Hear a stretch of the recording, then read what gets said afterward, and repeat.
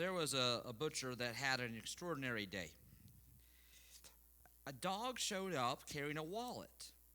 And the dog walked up to the counter and dropped the wallet. And the butcher just looked at the dog. Then he said, "Are you here to buy some meat?" Roof. And the butcher's like, "I don't know about this." But he thought, let's play along. And so he started listing off different types of meat. Are you here to get sausage? Are you here to get ground beef?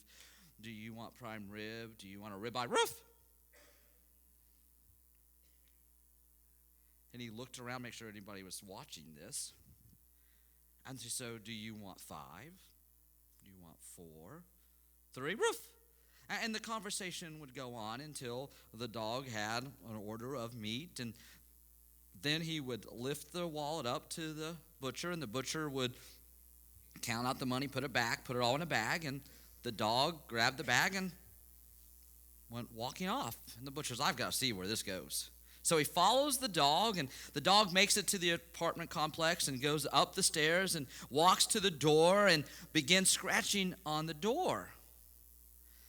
And the owner comes and says, "You dumb mutt, I cannot believe you. How stupid are you?" And the butcher's like, "Wait a minute. What are you doing? That is the smartest dog I've ever seen."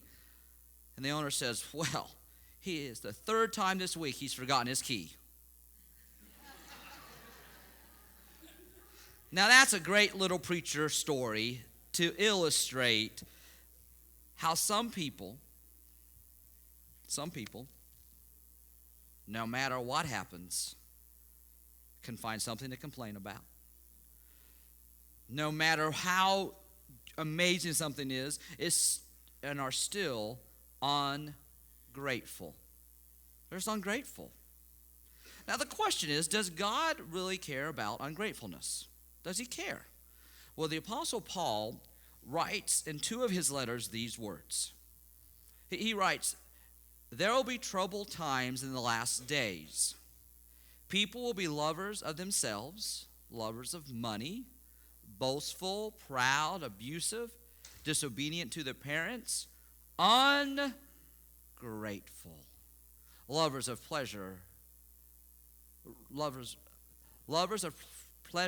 rather than lovers of God, have nothing to do with them." He then writes, "For since the creation of the world, his invisible attributes are clearly seen, being understood by things that are made, so that we are without excuse. For though they knew God, they neither glorified him as God or gave thanks. But their thinking became futile, and their foolish hearts were darkened." From these 2 passages, and there's others, but just taking these 2, if we are ungrateful, we're considered evil. Have you ever thought about that? That your ungratefulness is a sin, is evil. I mean, that's some strong words to think about something that, like, well, I'm sort of kind of thankful most of the time. I think one of the examples from the Old Testament about a group of people who are ungrateful were the Israelites. The Israelites were God's chosen people. They were to be the ones who were to be his representative to the rest of the world. And they had been in slavery for some 430 years. And God sends Moses to lead them out of Egypt. And God performs plague after plague that were attacked the gods of Egypt, showing that Yahweh God was the true God.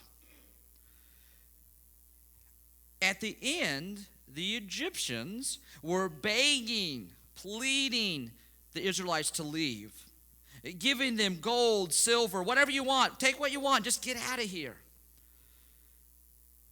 And they don't go too far until Pharaoh changes his mind and begins to chase them in his chariots, and they're trapped between the Red Sea and Pharaoh's army. But God intervenes, slows down Pharaoh's army, allows the Red Sea to part, and they cross on dry ground. And then as Pharaoh's army is going, the water comes and wipes them out. Those same people, which scholars say there was at least 1 million, maybe more, had just been set free. Now, if anybody needed to be thankful, I think they would be the people. I mean, God had showed up in these amazing ways. Well, when you have that many people, you've got a food problem. I mean, the Mullins household, there's only 8, and we have a food problem a lot of times. It does not last long, especially now the boys are becoming teenagers, which I guess is the way of supposedly helping me slow down. I don't know. I haven't caught on to that, but I think that's the way it's supposed to work out. And so, how do you feed 1 million people? Now, they had livestock, yes, but those livestock was to be the start. I mean, if they butchered them all, they may feed them for a little bit, but then it would be gone. And what would they be able to have when they got to the Promised Land? Their trip to the Promised Land wasn't going to be years and years. It ends up that way because of their disobedience, but that wasn't the plan. And so God sent a thing called manna. We have written in Numbers 11, it says, manna looked like coriander seed, looked like resin. The people went around gathering it, and then ground it into hand mill or crushed it in a mortar. They cooked it in a pot or made it into cakes. When the dew settled on the camp at night, the manna also came down. Now, from other passages, we have described manna as sweet. It tastes like it was made with honey. So it wasn't nasty. Don't get in your mind kind of like, I don't know, communion bread. Well, let's just face it, our communion bread's nasty, all right? It's not, that's yummy, all right? It's very bland. You know, we kind of have that image, or just a salt. I think saltines are gross. When I think of manna, saltines are like the nastiest crackers around. They're just gross. Oh, why do you eat that plain? Disgusting. Ritz, better. Anyway, but you kind of picture that. But manna wasn't that at all. Okay? It wasn't awful to eat. Actually, Psalms, as they're reflecting back, the writer of this song says, he rained down manna for the people to eat. He gave them grain from heaven. Men ate the bread of angels. He sent them all the food they could eat. Here's the amazing thing that took place about manna. Every morning it would be on the ground. And they would gather it enough for each person. And then what they didn't pick up would just dissolve and go away. This manna had all the nutrients they needed. Now think about that. They didn't have to have a bunch of other things. Just having the manna was all that they needed. It fed over 1 million people every day. And then on the 6th day, they were allowed to collect twice as much because God didn't send it on the Sabbath, because he wanted them to spend time as a family, to spend time with him. Now, I get if I ate the same thing every day that I would get tired of it. I get that. I understand that. My boys, you know, when Dad cooks, it's leftover day and leftover day. You know, that's how we roll. And I get that. But remember, please keep in mind, they've just been freed. They don't have to do anything for this manna. It shows up. It's there. They can make it different ways. It's all the nutrients. It doesn't taste bad. Don't get in mind that this is just some awful thing that's going on. It's actually a daily miracle. Daily. But within a few months. And we're not talking this is years. We're talking a few months. The rabble with them began to crave other food. And again, notice the word again, this is not the first time, the Israelites started wailing and said, if we only had meat to eat. Remember the fish we ate in Egypt at no cost? Remember when we were slaves? At least we ate well. Really?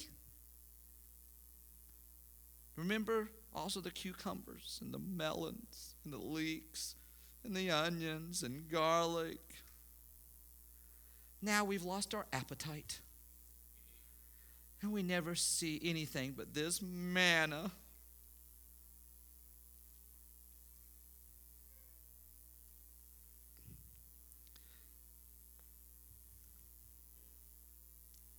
How about us?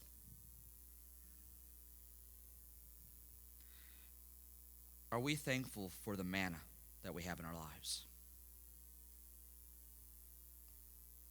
Or is it not enough? Really what they were saying was what God was doing was not enough. God had provided what they needed. What they're saying is, God, we want more. You're not doing enough for us. It's not enough, God. What about the manna in our lives? Maybe the manna is your job. It's the same old job you've had.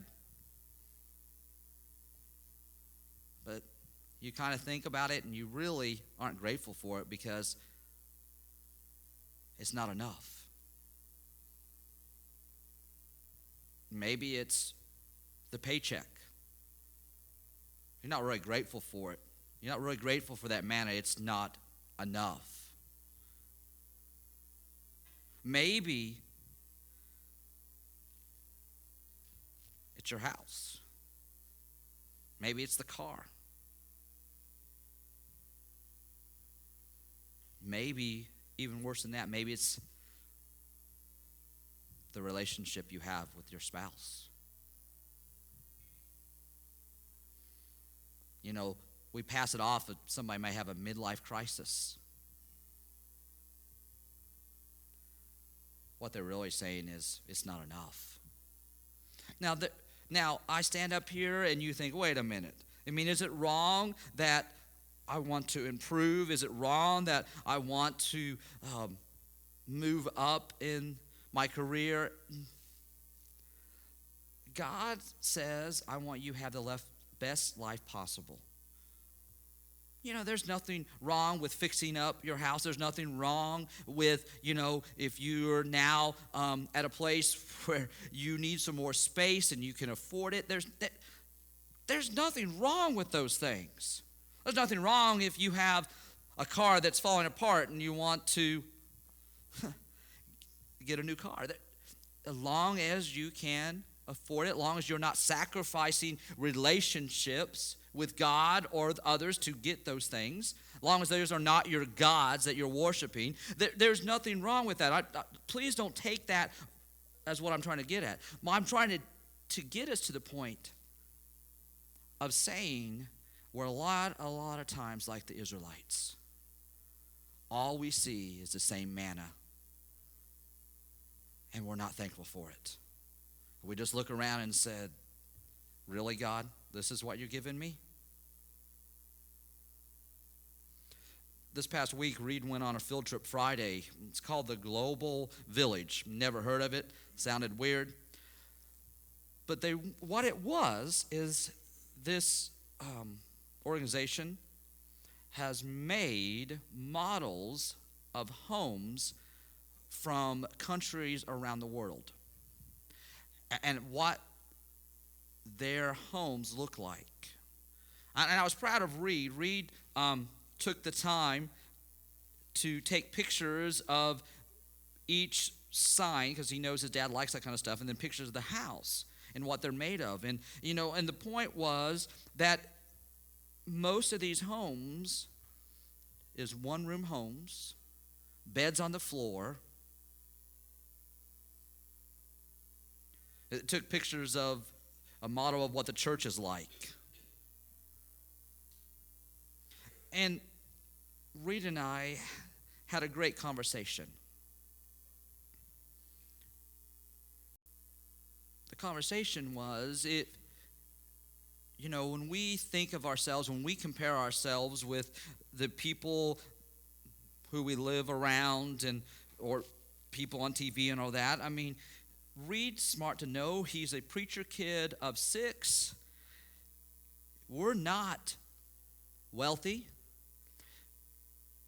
But in our conversation, we talked about that if you took any one of those people from lives in those houses, which, by the way, is about 50% of the world, and dropped them off at our house, the Mullins house, the zoo, the craziness, that place, and they weren't allowed to see any other house around, just walk into our house, they would think the Mullinses were millionaires.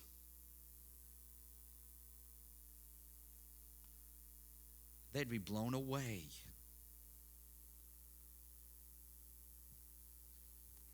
And how often do I not thank God for the manna He's given me?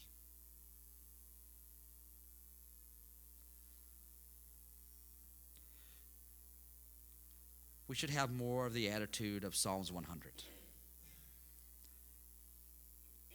Now, it's interesting that in your Bibles, they've labeled this Psalms. Now, remember, when it was originally written, that wouldn't have been part of it, but to help us understand, they kind of label some of them. And in this one, it's labeled a psalm for giving thanks. What a better place to look at, right? A psalm that's all about giving thanks. Shout for joy to the Lord, all the earth. Worship the Lord with gladness. Come before Him with joyful songs. Know that the Lord is God. It is He who made us, and we are His. We are His people, the sheep of His pasture. Enter His gates with thanksgiving, and His courts with praise. Give thanks to Him and praise His name. The Lord is good, and His love endures forever. His faithfulness continues throughout all generations. A few things I see here. First, we should be joyful. We should be people who are joyful. We really have been blessed. And maybe not, I'm not just talking finances. We live in America. We have the ability to come here today. We have a lot to be joyful for. The psalmist says to shout for joy. Here's what I'd like us to do. I don't want us to shout like top of our lungs, Mullins is. I want you to think of something you're grateful for right now. And not family and nothing spiritual. Okay? Nothing spiritual and not your family or friends. Okay? You got it? And I'm going to count us down, 3, 2, 1, and I want us to say out loud. If you want to add a little volume, you will. I won't because I'm mic'd. I will blow your ears out. But I just want us to say out loud something you're grateful for. So I'm going to go 1, I'm going to go 3, 2, 1, and you just say that item, okay? So God, this is a prayer to you that we are thankful, we are grateful for what you give us. 3, 2, 1. My car. Now, when's the last time you thanked God for that? I mean, really, when's the last time you joyfully thanked Him for that?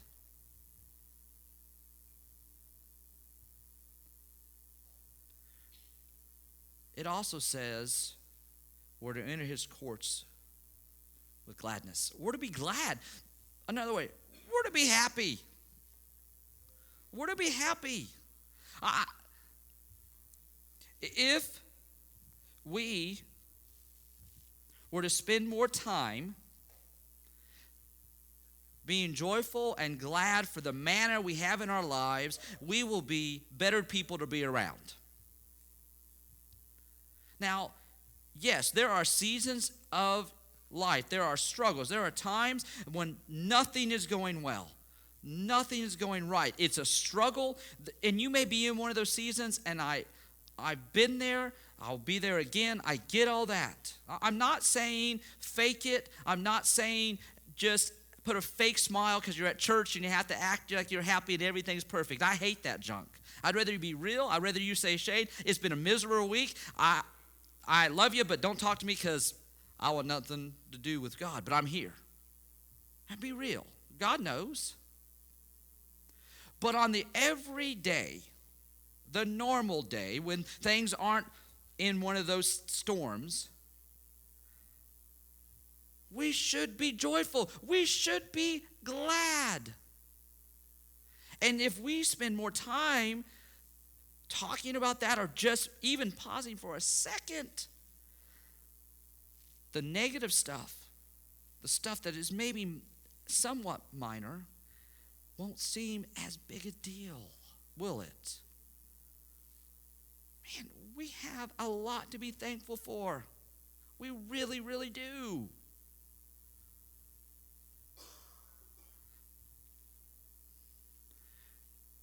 It also simply tells us, actually, thank Him.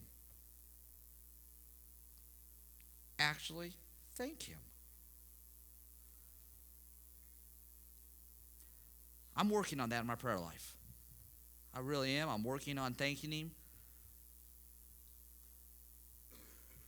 And maybe it's because my children are getting older. And we all do a lot for our kids. And most of you, if there's both parents, you know, it's a tag team. For those of you who are single parents, I don't know how you do it. I admire you. But we do a lot for our kids. And I don't expect my kids to get up in the morning and say, Dad, thanks for waking me up. Dad, thanks for working so that I can pack a lunch. Thanks, Dad, that I have all this stuff in my room. Thanks so much. If they started doing that, I would want to know what they did. Because that ain't right. But I'll be honest. When I do something out of the ordinary or invest a little extra and they take the time to thank me, man, it means a lot. It means a lot to me. And when I compare what I've done for my kids, is nothing compared to what God did for me.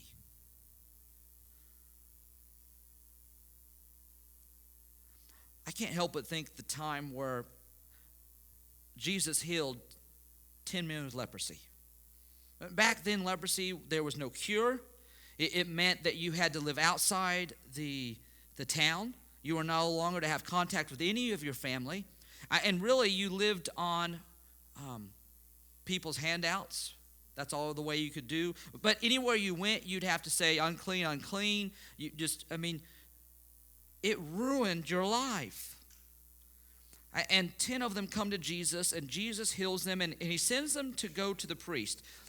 In order to be back in society, before they could go home, they had to show themselves to the priest, and the priest had to clear them that they were clean from this. It was a way of protecting the spread, okay?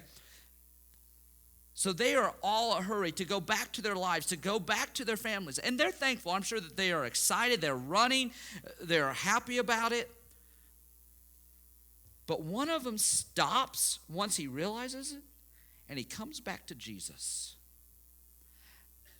And if you wonder if it matters to God, Jesus looks at his disciples and said, wasn't there 10? And they're like, yeah. He said, and only one came back to thank me?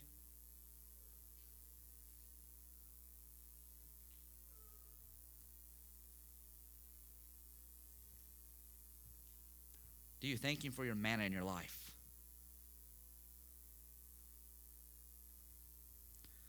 Or is it you just want more?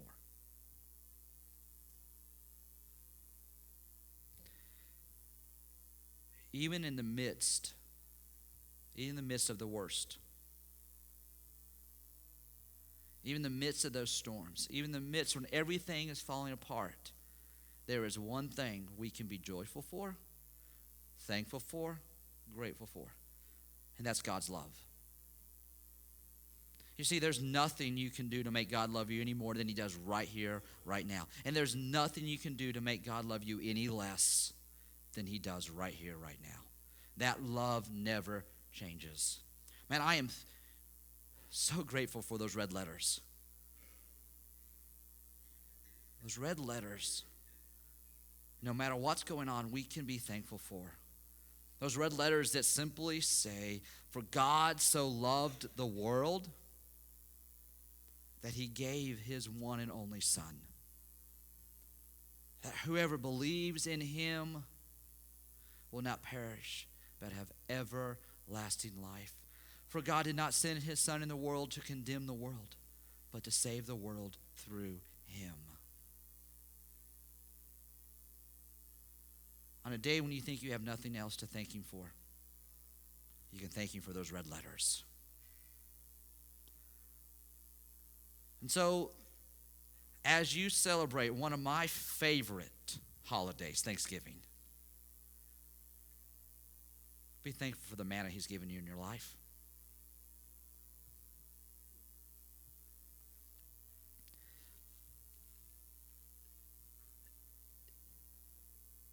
If you're here this morning and you've never accepted those red letters,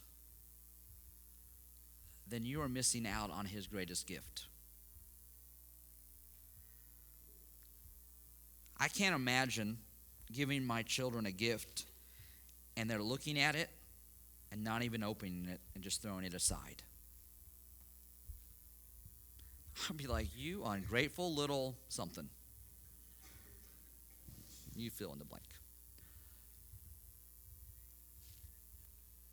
When we do not open the gift that God's given us, the gift of that eternal life, Mr. Steve talked about this, a gift of being where there's no pain, no suffering.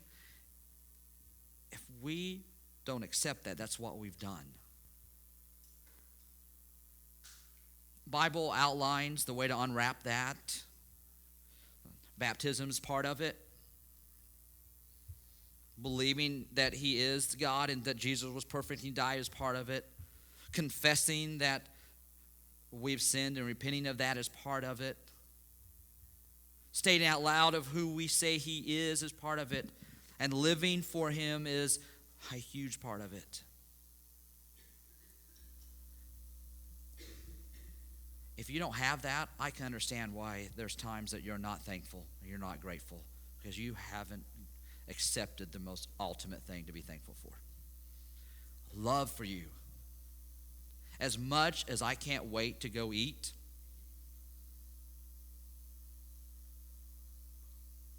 you coming to give your life to Christ is way more important than that.